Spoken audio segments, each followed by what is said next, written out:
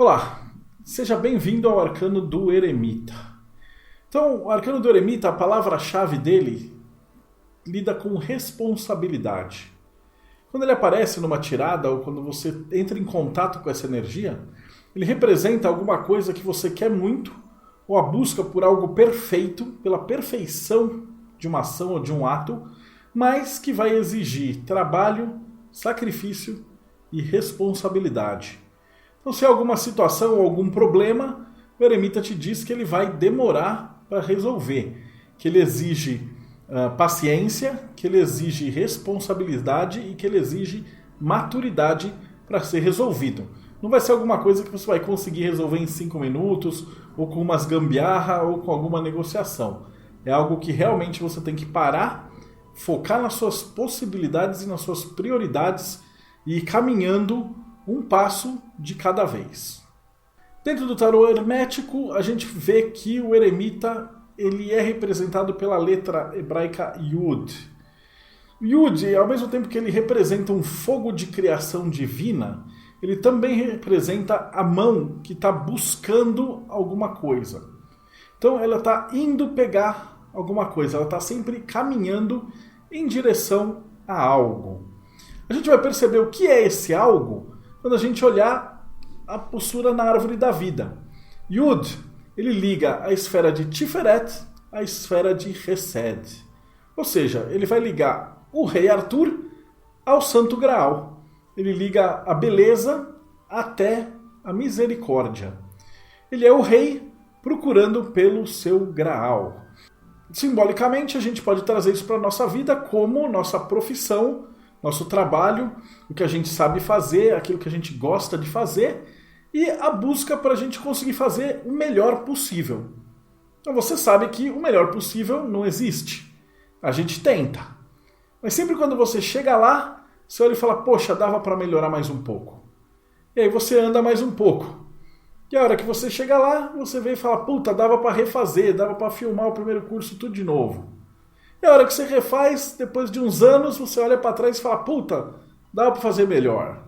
E sempre vai ser assim, porque não existe o final do túnel. É por isso que o rei Arthur nunca encontra o Santo Graal. A busca é o que é realmente importante nessa caminhada. A cor desse arcano é o verde amarelado, ou o amarelo esverdeado, porque ele está entre essas duas energias, a de leão e a de Libra. O signo é o de Virgem, que está associado com organização, higiene, tempo, método e trabalho. Tudo que o eremita precisa para conseguir chegar com satisfação até onde ele deseja. É o trabalho firme, metódico e constante. A runa que caracteriza esse arcano é a runa de Ehwaz, que é o contato com o mestre espiritual. Ele representa o junco ou o bastão na qual o eremita se apoia.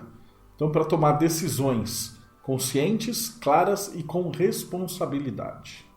O eremita ele não é uma carta que tem muitos símbolos ou muitas variações. Como a gente vai poder ver, ele praticamente tem pouquíssimos símbolos que se repetem em quase todos os tarôs. No Rider-Waite a gente consegue observar a maioria desses símbolos, que é o homem já barbado, com capuz e um manto longo, em cima de uma montanha, segurando em uma mão uma lanterna e em outra mão um cajado. O cajado ele é o símbolo da prudência. Então você caminha com ele, você se apoia nele. Com o cajado você consegue ir mais longe, você consegue testar a profundidade de um buraco, profundidade de um rio, você consegue caminhar se apoiando nele quando você está cansado. Então a prudência ela é uma das bases do viajante ou do caminhante. O outro instrumento é a lâmpada. Essa lâmpada ela serve para iluminar o caminho. Mas qual o caminho? Todo o caminho? Não, apenas o caminho à sua frente. Mas se você pega uma estrada que você está seguindo a inspiração, você pode não saber onde é que está o final dessa estrada. Mas você sabe que se você seguir por ela e com essa tocha ou com essa lamparina, você iluminar o caminho à sua frente, você sempre consegue dar um passo a mais. Um passo a mais. Um passo a mais. A lamparina ela é a iluminação também e a sabedoria. Então a ideia do Yud, como aquela chama divina, em muitos tarôs você coloca literalmente o desenho desse Yud como a chama que vai iluminar o caminho do eremita. O eremita também é barbado, um sinal de sabedoria, e ele carrega um manto, que é o sinal do trabalho em silêncio. Né? Todos os mantos compridos eles estão associados com o símbolo de Saturno e a busca também quieto, sóbrio e em silêncio por algo melhor. O topo da montanha significa que ele tem uma visão privilegiada de tudo. Então, diz a lenda que quando você está escalando uma montanha, quanto mais você sobe, mais difícil é. Menos pessoas te acompanham e mais trabalho você vai ter. Mas cada vez que você para e olha para trás, o seu campo de visão fica maior e a vista fica mais bonita. E no alto da montanha é extremamente solitário. Mas quando você para e olha para trás e vê tudo que você já fez, você consegue enxergar o reino inteiro. E Marsella também não é nenhuma novidade. É um senhor com barba, capuz, dessa vez descoberto, o manto, o bastão e a lamparina também como aquele viajante ou buscador.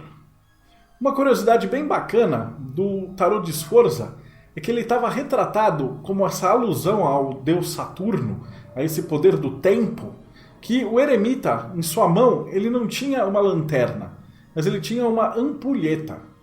Então essa ampulheta servia para contar o tempo na qual você ia gastar até chegar na perfeição. Diz um ditado, uma lenda, que para você ficar perfeito em alguma coisa, você precisa de 10.000 horas de trabalho. Essa ampulheta é o que está contando o trabalho do eremita, até ficar perfeito.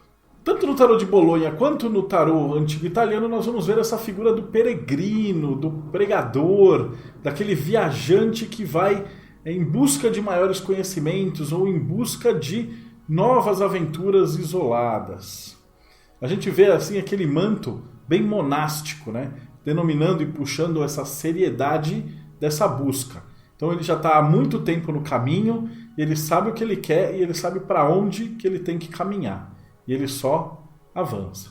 Tanto o tarô de Wirth quanto o tarô de Papi também evocam a mesma figura do eremita clássico. Então você tem aí o símbolo sem muitas novidades, carregando em uma mão a lanterna, em outra mão o cajado. A gente enxerga só no de Wirth a serpente próxima ali do cajado, representando justamente o que eu falei no arcano anterior da força, que é a serpente que vai testar, né, as dificuldades que vão surgir no caminho aí desse eremita, que ele vai poder ultrapassar essas dificuldades. Sempre devagar, sempre com muita prudência e com muita responsabilidade. A gente pode observar que ele está tocando a serpente aí com o bastão, tirando ela do caminho para liberar o caminho e continuar andando. No tarô da Golden Dawn, a gente pode ver a comparação da figura do eremita com a do caminhante do caminho de Santiago de Compostela. Então, muitas das figuras de peregrinação estão diretamente associadas com essa figura. Muitos até colocam que o eremita ele é o louco no final da sua jornada. O louco começa a jornada apenas com a sua trouxinha e ele sabe o que ele precisa e ele vai assim permanecer o resto da vida. Porque a busca é o que importa, o aprendizado de cada dia é o que nos leva a um passo adiante. Não necessariamente o final da jornada, mesmo porque aqui na Terra não tem final da jornada, só termina a hora que você morre. E mesmo assim a gente só muda de fase. No tarô de Crowley ele relata justamente a mão, né? O símbolo de Yod fica no centro da carta e carregando aquela lamparina. A lamparina ilumina o nosso caminho e o louco avança com os seus cabelos e com o seu manto. Crowley coloca uma coisa engraçada. Esse louco, ou esse eremita, como uma figura de um louco avançado, ele já não tem mais um cachorro seguindo ele, mas ele já tem um Cerberus demônio de 3 cabeças atrás. Significa que é um aviso dele de quanto mais você avança, mais o mimimi, mais haters e mais gente criticando você vai ter. Para você ganhar um inimigo hoje em dia, tudo que você precisa falar é a sua opinião. Não precisa muito mais do que isso, não. No tarô mitológicos, nós temos a própria figura de Saturno. Então, quem acompanha o eremita é o corvo, né, que é o pássaro do tempo, ou o pássaro comedor de carniça. Essa ideia de associar o Saturno com a morte, com a carniça, e o corvo, né, justamente que ele vai tirar toda aquela carne em volta e vai deixar só a caveira, que é a verdade. Então ele vai tirar todas as máscaras e aí vai ficar a caveira, que é o quê? A essência. Quem você é por dentro, quem você é de verdade. E existe também um trocadilho em inglês entre corvo, crow, e coroa, crown, que você coloca o corvo dentro da coroa, perto do crânio. Então ele vai limpar a carne de modo que o crânio fique coroado.